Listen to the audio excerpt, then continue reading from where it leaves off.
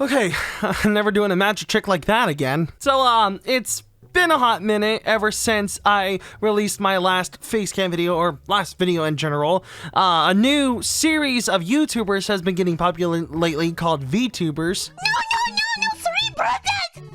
I also released a brand new demo for Nessie the NES Robot. It's version 0.50. You should go check it out. The link will be in the description below. I'm really wanting to get this game done before the end of 2020, just so I could say Nessie the NES Robot finished development before Yandere Simulator finished development. And I've been hell-bent on trying to upgrade this setup. Right now, my XLR cord that's plugging into this mic is a piece of shit, and I'm really wanting to get this replaced soon. Oh, by the way, if you're wondering about this piano, this is an old Casio piano from 2000. Still works. But speaking of music, today's topic is a topic I've actually quite discussed for a while recently, and that is WatchMojo. The last video I ever talked about regarding them is top 10 things children today won't understand. There were rotary dial phones. You may recognize them from museums or old people movies. Now you're totally stuck in the retro zone. Sad face. Well, now is a new series of top 10s that is very insulting, and it discusses music. I originally wanted this video to be just about the cover songs, and I wanted this video to be called WatchMojo Doesn't Understand Cover Songs, but holy shit, these other music videos, or music related videos, they are just as bad, if not worse. But before I get into that, I wanted to say that a small percentage of those that are watching this channel aren't yet subscribed. So if you like what I'm doing here, be sure to hit the subscribe button and the notification bell. It's free, you can cancel anytime, and it helps support the channel. And if you want to support me even further, you can go check out my Teespring and Patreon. Those will be in the description below. More on that later. Number 7. Madonna. Hi. Madonna. Let's see what they have to discuss about her. Pay attention, Mojoholics, because you're about to learn a valuable lesson. Regardless of how famous you become or how much money you make, never, ever, ever change your natural accent. What? So, if I just decided to change my natural accent, like if I go from American to some kind of Southern accent, does that make me pretentious? She inexplicably developed an evolving style of speech. Why? As much as Miley Cyrus wants to be controversial and provocative these days, Madonna has already been there and done that. Oh no, guys. Madonna changed her way of talking. That means she's pretentious. Woo! Number 6. Prince. Oh no, Prince. Oh boy, Prince. What do they have to say about him? Another example of an 80s pop star that let fame slightly alter a sense of reality. 2 words. The symbol. Really? The love symbol of 1993? That's the reason he's pretentious? You're not gonna explain further why he changed his name to the love symbol? After all, that's part of the pop star formula. But in 1993, Prince changed his stage name to the love symbol. Alright, so this is random, but I had to switch this over to the Blue Yeti microphone because the cord that's plugged into my Shure SM7B was f***ing dying, and I actually have the whole footage of me just fighting with it. So I couldn't deal with that anymore. I had to switch over to my Yeti. I'm really sorry. So in case if you didn't know, WatchMojo, the reason Prince changed his name to the love symbol was because of a contractual dispute he had with his record label, which is with Warner Brothers in 1993. So that's why he changed his name to Love Symbol, because it was a middle finger to Warner Brothers using his likeness. And if you didn't know by now, Prince actually changed his name back to Prince in 2000 when he signed to Records in 1998. Oh, and in case you haven't noticed yet, this video actually came out around half a year before Prince died. So great job on contributing his legacy, guys.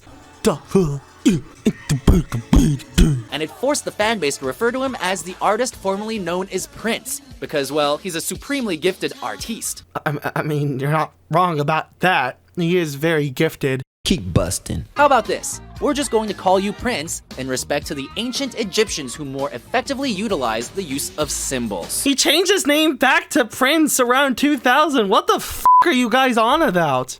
Number 3. Yoko Ono. Really? Yoko Ono? I mean, to be fair, if screaming and playing piano counts as music, then I'm not letting that down. Yeah, she's the former wife of John Lennon. She broke up the Beatles. This is the part that actually made me want to make this video. This is the one thing that pushed me to make this video. Even though Yoko Ono played a part when it came to breaking up the Beatles, it was actually, according to Paul McCartney in an interview, it was actually John Lennon, the husband of Yoko Ono, that caused the downfall of the Beatles. And who knows who broke, everyone has a theory. I know. Who broke it up? John did. He quit the Beatles, then I think it was Ringo, then George, or George and Ringo, and then finally Paul left the Beatles. The only thing that Yoko Ono really did when it came to the Beatles was the fact that she was at the recording studio with John, which actually made them feel really uncomfortable because they didn't want either their wives or girlfriends or anybody else in the studio other than those that are working. And there was also one point, and thanks to the Holly Hobbs for this, by the way, when Paul wanted Yoko Ono to allow to change the credits from Lennon-McCartney to McCartney-Lennon only for the soul songs that he specifically wrote, Yoko basically told him to f*** off. But aside from that, she didn't really break up the Beatles. That's just some kind of urban legend. If you want to know the real reason the Beatles broke up, go check out Holly Hobbs' video. He does a really good job going into detail on why the Beatles broke up. Oh. I'm wearing a Beatles shirt right now. Some of it must have rubbed off on Lennon when he wrote the song The Ballad of John and Yoko, which was, of course, about him and Yoko.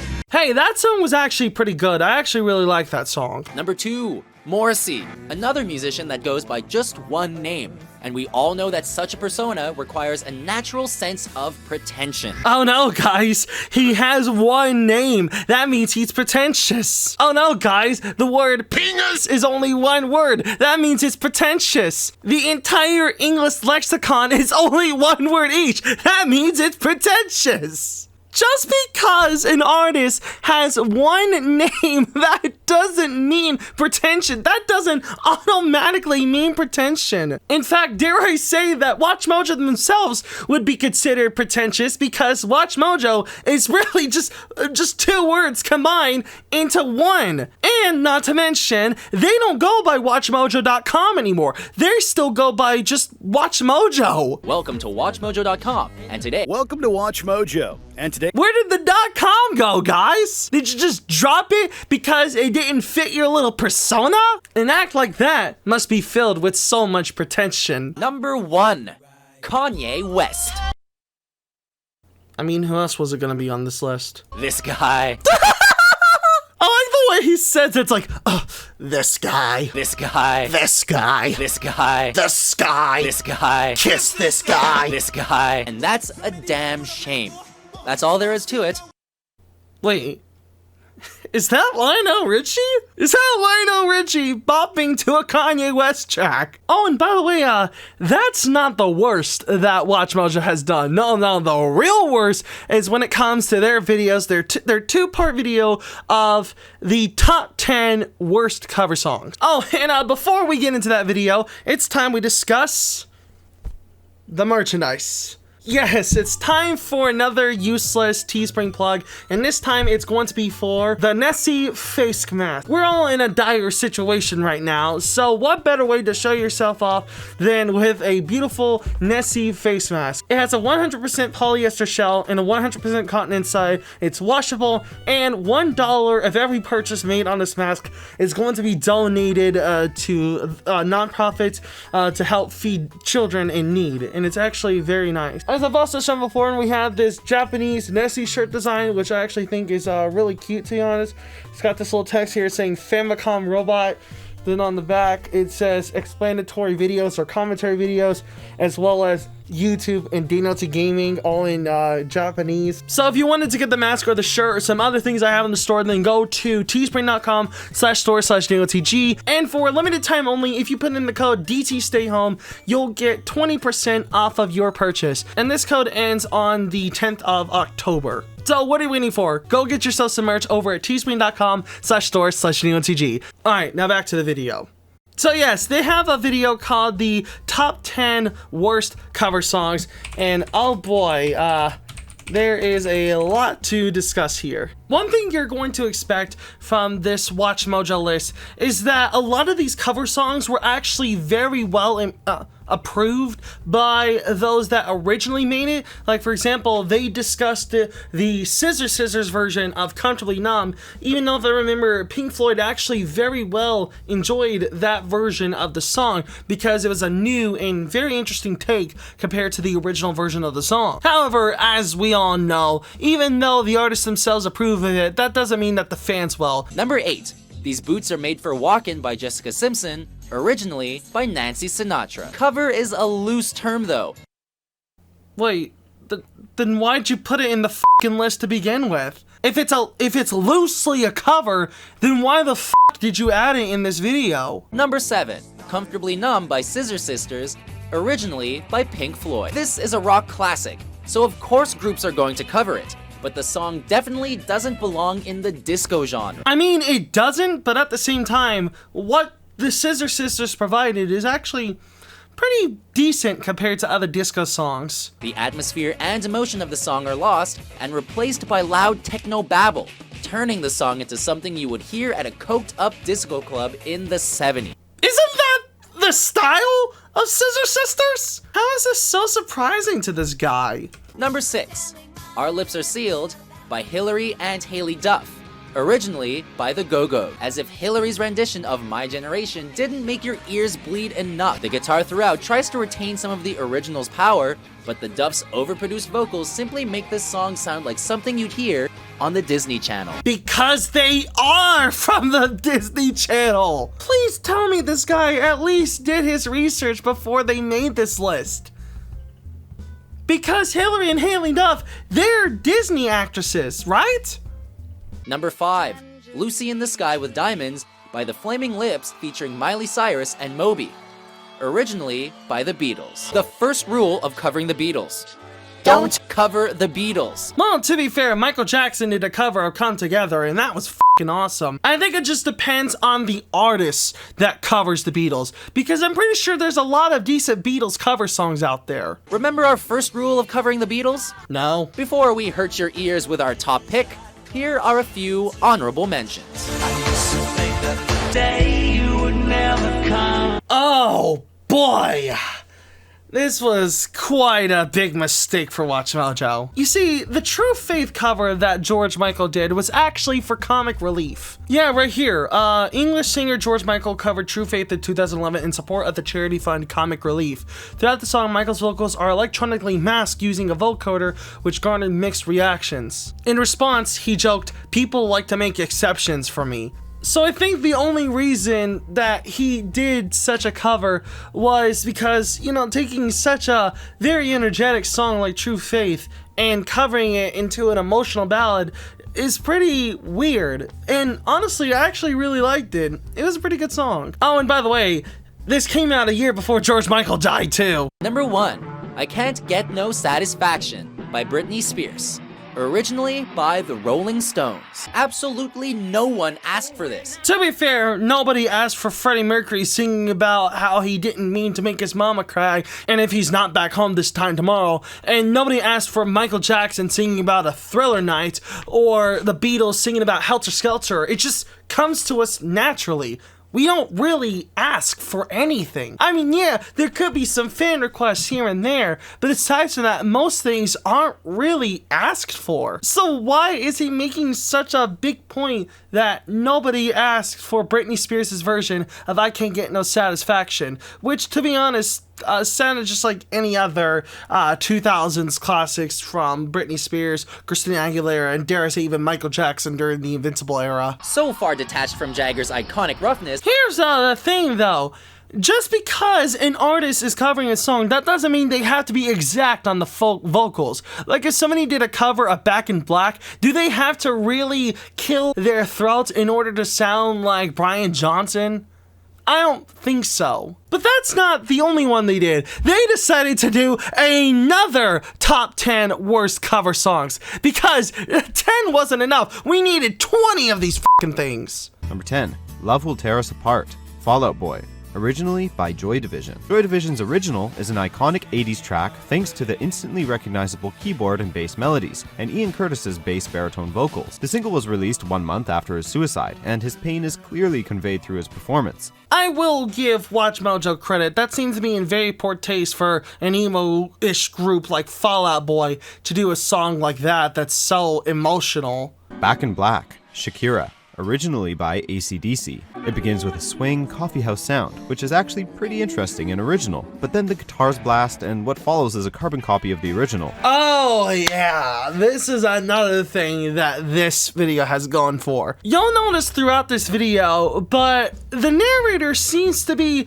very bipolar when it comes to whether he likes songs that sound like the original or songs that sound completely different. It sounds like countless other acoustic rock songs, which is actually pretty interesting and original. She simply can't match the original's frenetic energy, and what follows is a carbon copy of the original, destroys all its power by turning it into a slinky pop tune, which sounds just like every other pop R&B tune of the late 90s. Terribly lame rendition, even if you put an original twist on it as a complete replica of. And that's something that a lot of people in the comments of the video had pointed out. It could get very monotonous. Number 2, Smells Like Teen Spirit. Take That, originally by Nirvana. Take That mistakenly performed Nirvana's genre-changing Smells Like Teen Spirit live at Earl's Court, and viewing it is just as cringeworthy as anything Michael Scott has ever done. It seems that they put a lot of these really old songs on this very high ground that they can like never be touched. But you want to know something? You want to know who really despises Smells Like Teen Spirit and will do anything to demolish it? Kurt Cobain himself. He was very well known for not liking Smells Like Teen Spirit, and he even butchered it himself by singing it in a very low, almost operatic voice. Something completely opposite of what the studio recording was like. Load up on guns, load up on drugs, kill. And it's at this point when I start to realize the fans of these songs never really care about what the artists themselves think about it, even though they're the ones that created the song in the first place. They hated the Sisters cover when Pink Floyd were okay with it. Robert Plant is okay with Greta Van Fleet sounding like Led Zeppelin even though everybody else says otherwise. I'm starting to realize exactly how much the fans never really care about the artists themselves, and it's kind of sad. Before we unveil our top pick, here are a few dishonorable mentions. Oh, a cover of Take On Me by a band I don't even really know. Who the f are these guys anyway? A1, what is this? Oh, okay, A1 are a British Norwegian boy band that formed in 1998. I still don't know who the f these guys are. Oh, mother dear, we're not the 421. Oh, okay, this is weird. I didn't know this list allowed covers of covers. Yeah, if you didn't know, Girls Just Want to Have Fun was originally by a person named Robert Hazard in 1979, and then Cyndi Lauper did a cover of it in 1983. So Miley Cyrus's version of the song is actually a cover of a cover because it's the style of Cyndi Lauper. That's very strange. So yeah, as you can tell, WatchMojo doesn't really know anything when it comes to music other than the popular opinion, and it's very sad for quite a big top 10 list. If you really want to know information when it comes to music, please source it by professionals or those that actually care about the material rather than a watered down top 10 list. It's best to source your stuff from actual professionals that care about what they're talking about rather than a watered down top 10 YouTube channel. But I have to hear what you think. What are your thoughts on the WatchMojo videos? What are your thoughts about them? Do you like or do you hate them? Tell me in the comments. And if you enjoyed this video, hit the like button and renew the subscribe button and the notification bell so you'll be notified whenever I upload a video. And if some of you want to support me even further, you could go over to my Teespring, which will be in the description below. If you have any suggestions on what I should talk about next, submit them via Twitter and Discord. They will be in the description below. And with that said, thank you all so much for watching. I hope you enjoyed this video. I haven't really done a face cam before, but I really wanted to do one because I have been away for quite a while now, and I wanted to make this video more personal by showing my face. And so with that said, thank you all so much for watching, and I'll see you in the next video. Bye. Welcome to WatchMojo.com, and today we're counting down our picks for the top 10 soups.